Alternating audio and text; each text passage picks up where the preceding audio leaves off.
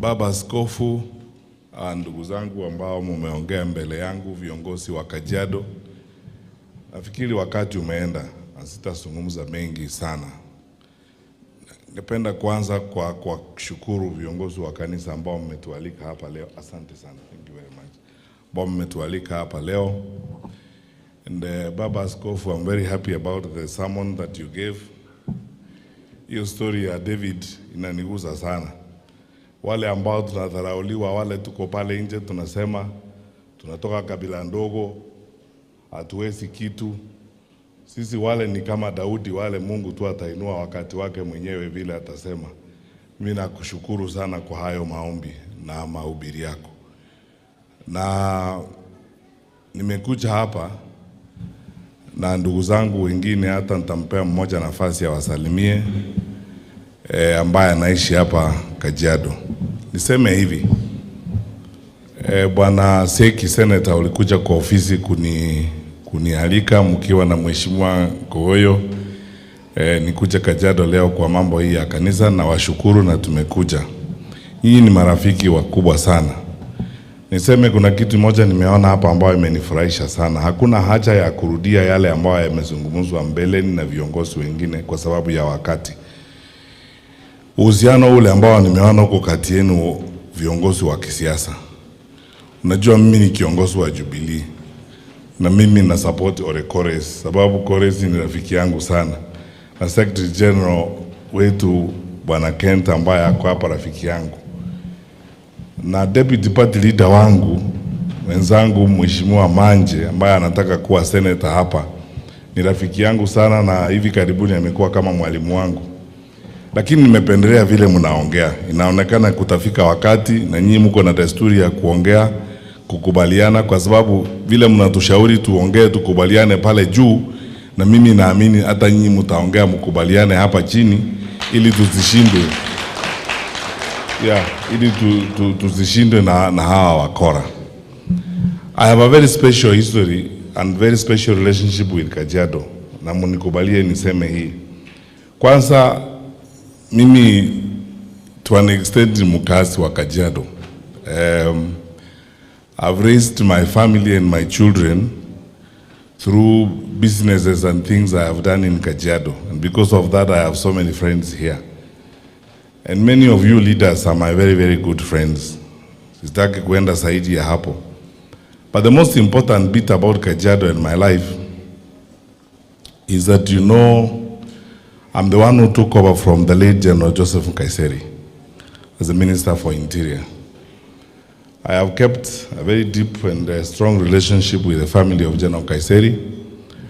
And when General Nkaiseri served us as our Minister for Interior, the work that General Nkaiseri did, like the establishment of the multi-agents team, the new reforms in the security sector that President Uhuru Kenyatta started. He started working with the late General Nkaiseri, retired General Philip Kameru as the Director General of the National Intelligence Service, and Joseph Boynet akiwa Inspector General wa Police. Tumefanya kazi sana na Nkaiseri. I can very legitimately claim to have been one of his students, kulingana na uzoefu wake wa mambo ya usalama and the courage and vision that he had about leading the security sector. Bahati mbaya wakati alilala, Mheshimiwa Rais akanipea nafasi ya kumrithi kama waziri wa usalama. So you understand the difficulties I am in to talk about the national security sector, especially to talk about my colleagues who came after me. It is true, as my brother, His Excellency, the Honorable Rigathi Gachagua says, unashangaa sana mambo ambayo unaona, na and you know me, you can't give me lectures about the sector. I am the longest serving Minister of Security in independent Kenya. I was the Minister of Interior for 5 years and 2 months. And except in Nkaiseri and Michuki and the others, I was the next most consequential minister in that sector. I understand the country and I understand the sector like the back of my hand. And I want to say this freely. I try to be restrained because, you know, of the challenges of commenting about an office where you have just served, people have just come after you. But I want to say this. The things that His Excellency Gachagua says are true. I am actually shocked at the things I'm seeing around. There is something in the security sector. Niseme hapa, and this one I don't think I'm revealing anything out of the Official Secrets Act, called a threat profile. Every minister of security and every leaders in the security sector are guided by the threat profile. In other words, what are our threats as a country? Na kila wakati ukiamuka asubuhi, when you meet your security chiefs, they brief you on the threat profile. Your threat surely can't be Rigathi Gachagua, because, you know, Rigathi Gachagua is a leader who's talking to his people. Going to Kikuyu cannot be a threat. Or opposition leaders driving around to Kajiado to meet people cannot be a threat. You are actually wasting national resources on nonsense. I mean, to be honest, what I'm a bit of hard or a bit of a dictator, but allow me to use that language even in the chat. You're wasting your time on nonsense. Because, you know, people, we are talking to fellow Kenyans, moving around, talking to Kenyans. How is that a threat to national security? So that you are spending bullets, you're spending tear gas, you're spending police time on that kind of, deploying police officers. Tuko na shida. People are being marked in the city every day. When we face this problem with Uhuru Kenyatta, that is how we came up with an all-women commando team that we were training to look at how you go into the supermarkets and everything, and how you try to trace pickpockets and create a certain sense of stability and peace in the urban areas so that people can go around doing business. That is what you should be spending your time on, because people don't feel safe, and if they don't feel safe, they cannot do business, they cannot go around their activities. How is Seki addressing a meeting in Kajiado a problem, a threat to the country? He's an elected leader, elected by the same Kajiado people. He's going to meet the same Kajiado people. You must, even if you have a weevil in your head, how would you spend time planning to disrupt a meeting an elected leader is having with his people? Tuko na shida. I am telling you, tuko na shida. Na ni kweli, I don't want to repeat this. You can see clearly. As I said last time, Kenya's problems have nothing to do with the people. They have everything to do with the average or mediocre leadership we have, incompetent management of the country.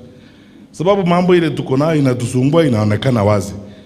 Nyinyi jiulize wananchi, if these things don't amaze you, ukifika mahali unalipa watu. Mumeona clips hapa, rais anaelekea Kisii kesho. Tangu wiki jana ni kulipa tu unaendelea. Watu wanaweka laini, wanalipa. Wewe jiulize wewe mwenyewe, hiyo pesa inatoka wapi? Unalipa watu kuja kukusikia.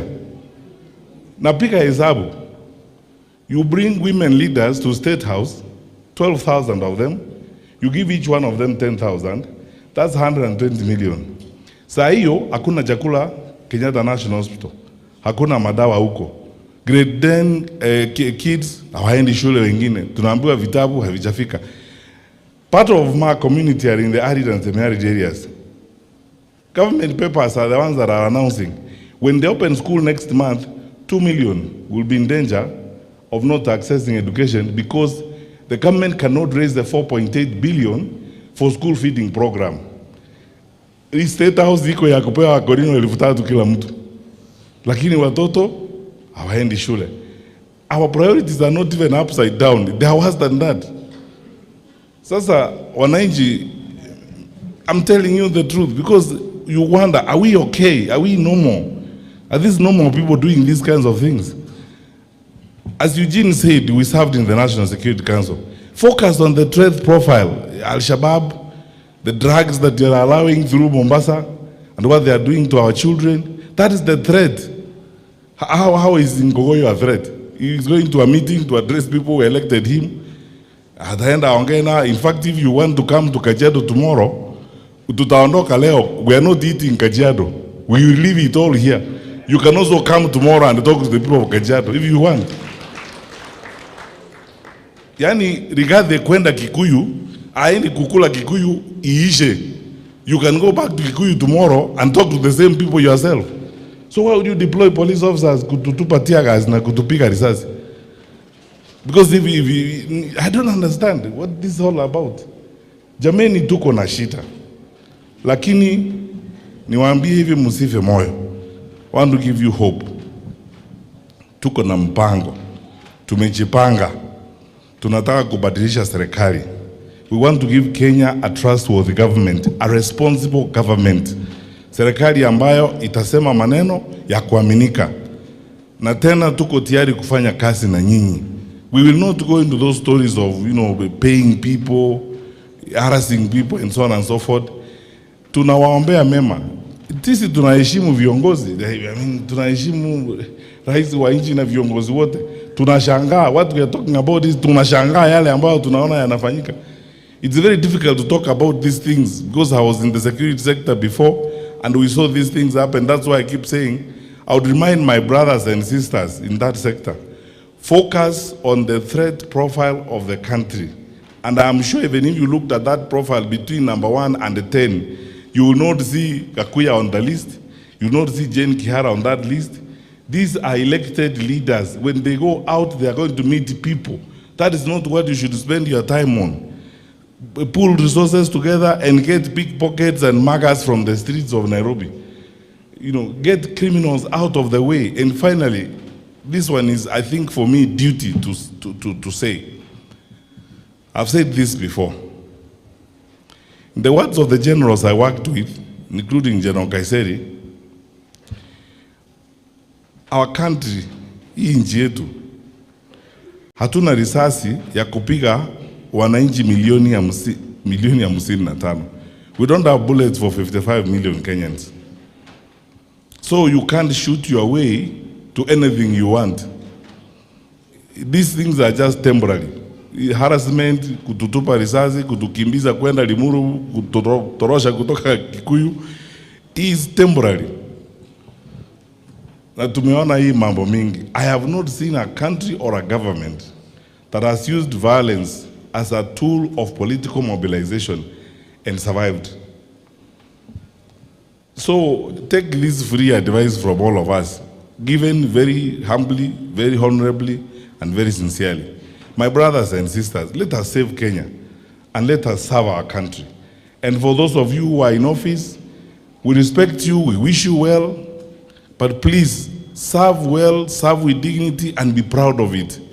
I don't think ever in my life that I would like to stand somewhere and talk about someone who has taken over the office I held. But sometimes I feel a little bit shy to say these things, but it's frustrating. That is not the threat profile. Focus on the things that are a real threat to Kenya. Mheshimiwa Thango akienda Kiambu, Kikuyu is in Kiambu, he's an elected senator in Kiambu. He's going to talk to people who elected him. How is that a threat? So that you actually wake up in the morning and deploy. And even to spend time planning or discussing what you're going to do with a senator meeting his people is actually a waste of time. Mwambie aenda aongee. Na hata akienda Kikuyu aongee kuanzia saa 3 mpaka jioni. Kikuyu will also be there. You can also go back there the following day and talk to those same people in Kikuyu. Wale ambao mnataka kusumbua huku leo njiani mahali tunataka kwenda kuongea. We are not taking Kajiado away. Tutaongea na wananchi wa Kajiado. Kajiado itakuwa hapa. Kuja na wewe kesho na next week, hata hii kanisa haiendi mahali. Unaweza kuja pia na wewe ukae hapa uombewe na hawa wazee. Usikie vile tumesikia. You don't have to beat innocent people, because kama ni shida yako ni kwamba tumekuja Kajiado, hata kiti hatuendi nayo, you can come and sit on it next Sabbath or next Sunday here, uombewe na wewe. Tuache this primitive behavior of government, where you are misusing resources and behaving primitively, hurting people. Tunapanga vile unaenda kusumbua mtu na ni mtu amechaguliwa na watu. Sisi hakuna kitu tunaenda kufanya na wale wananchi. Tunaenda kuongea nao, tuwaambie vile mmeshindwa kazi na tuwaombe kura yao watupigie kura mwaka ujao. Ukitaka kujitetea, rudi hapa nao ujitetee. Kwanza sisi ni waangwana, hatutapanga watu wakutupe mawe. Sisi tutakuombea na tumwambie Bishop akitaka arudie ile sermon ametupea leo, akurudie pia na wewe. Ama namna gani? Yeah, kuja Kajiado next week. I don't think Bishop has a problem repeating that sermon. Na wewe akurudie hiyo sermon pia. Uisikie pia, uone kama we have not broken the law and we have not done anything. Mungu awalinde watu wetu wa Kajiado. Na mjue Kajiado hii, I agree with what my brother, His Excellency Gashawa said. Members of this church, including my brother Senator Seki, thank you for building this sanctuary for the Lord. We will do whatever we can as mortal men to support you so that the work of the Lord can continue. And continue praying for all of us, including those ones who are tear gassing us and shooting at us. Who knows, maybe after today's prayers, ya wakolino anaweza kubadilika. You know, who knows? We are still faithful and we still believe. Lakini muambie hivi, tunataka amani, we want our country to be stable and to remain. But believe you me, I was in the security sector for that long. Evidence of state failure. Ukiangalia serikali ikienda namna hii, hapa sasa unaona tumeanza mwisho wa mambo. Eti unalipa watu kuja kukusikia. Zamani rais akiingia mahali, watu wanawacha kila kitu, wanaenda kusikia mkubwa wa nchi. Sasa siku hizi ni kulipwa. Tulipwe uende usikizwe. Hii inakuwa shida. Na tuambiane tu ukweli badala ya kudanganyana hapa. Hii mambo imekuwa ngumu na tunaenda kila mahali in the country. You ask yourself the question, kura zenu iko wapi? Hakuna kura. Na sasa mmeona kupiga watu na kusumbua watu ndio namna ya kupata kura. Even that one you will not get. So be honest with yourselves and be good people and live a decent life and organize yourself nicely to live peacefully. Because those of us who are here in the opposition, when we form government, we will be focusing more on cleaning up the mess that you have left behind. You have left too much mess, na itatusumbua, lakini tuko tayari to clean up, so that we restore the stability of our country and move forward. I came here with my brother Omingo Magara. Magara is the party leader of BDP. If you want an example of someone who should be eternally grateful to Kajiado people for what Kajiado has done to him, is this good man here. And he represents a lot of people who also have settled here, including those who have come from my counties. Mheshimiwa Rigathi Gachagua, mimi nitakaa na wewe hivi Kiplari, ile style yako ile unajua, tuongee na wewe na mimi niende kuita wale watu wamekuja hapa kutoka kwetu, tuongee nao hiyo style, tusikanishe hawa ndugu hapa Seki na Kores na Manje na Nkogoyo na wengine, tuhakikishe kwamba ile tunakubaliana hapa pia hapa inaendelea mzuri, ili tusikue na shida ama namna gani. Namna hiyo. Magara, sema tu asante kwa sababu that is what you need to be saying to these people of Kajiado for what they have done to you. Thank you. Your Excellencies, thank you so much. I'm truly humbled. I'm not competent to speak after the big man have spoken, and I can't understand how I can challenge Honorable